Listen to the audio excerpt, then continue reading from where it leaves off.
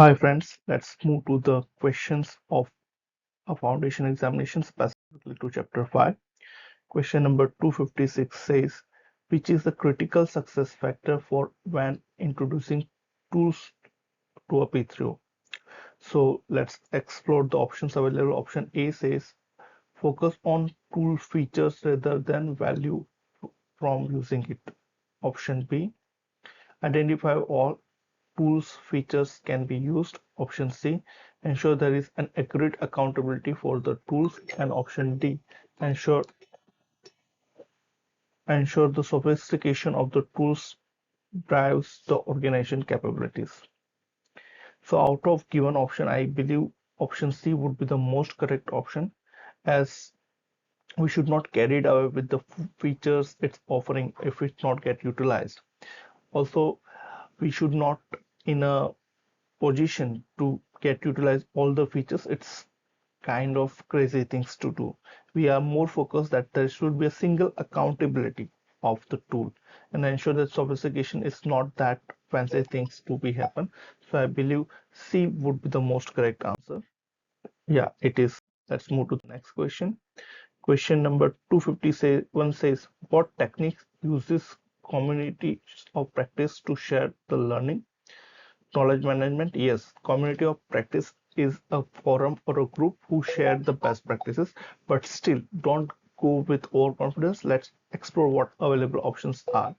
Option B says assurance, gated review, and health checks, not required.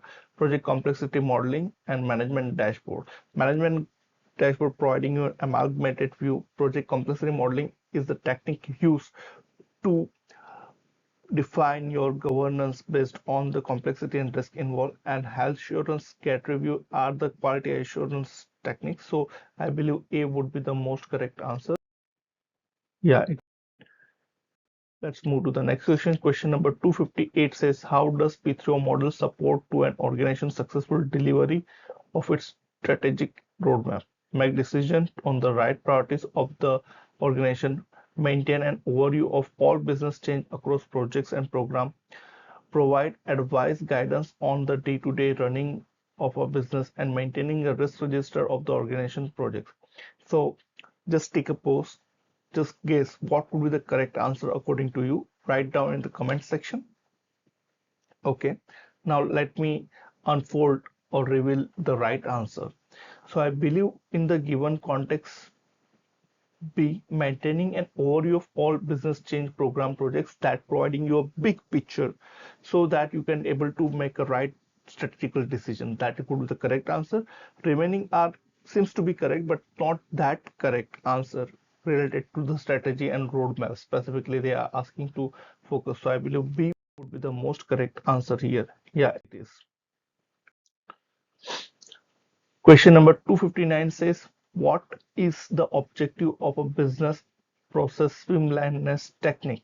So business process streamlinedness is a technique that provide you a kind of watertight boundary. The way in a swimming pool, a swim lane create, it's not divide the water, but still it's provide an accountability where the swimmer can swim. Similarly, your processes should be so documented. It's not creating silos in the organization, but still you get a proper accountability, that one process who is responsible, accountable. So documented standards, repeatable business processes, that is the correct understanding.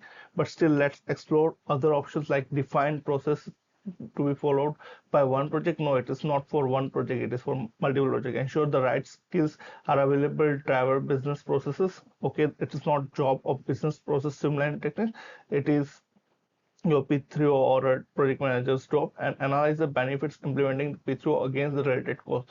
That again not the technique P3O process streamline. So A would be the most correct answer. Yeah, that is.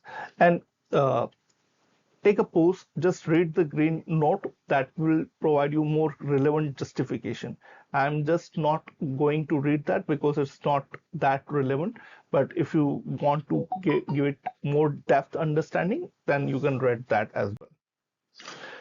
Let's move to the question number 260, which says, which is provide P3M3 assessment when getting investment for the P3O. replacement of the P3O value matrix, document future state blueprint, understanding of underlying PPM issues, identifying, analyze the stakeholder. So P3MC assessment, like level 1 to level 5, there is level 1, 2, 3, 4, and 5 level of maturity. So level 1 would be the their processes are not well defined, ad hoc. 2, there are some silos of independent ad hoc processes are defined, repeated things. 3 is defined, 4 is managed, and 5th is optimized.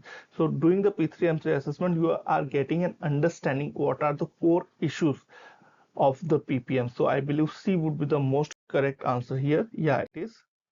And the P3M will provide a way of understanding of PPM issues and document current PPM state. You can also use another tool, P3O value matrix, to understand the core issues or problems we are facing. These tools can be utilized, P3O value matrix or P3M3 assessment. So I believe we can end here. Thank you very much.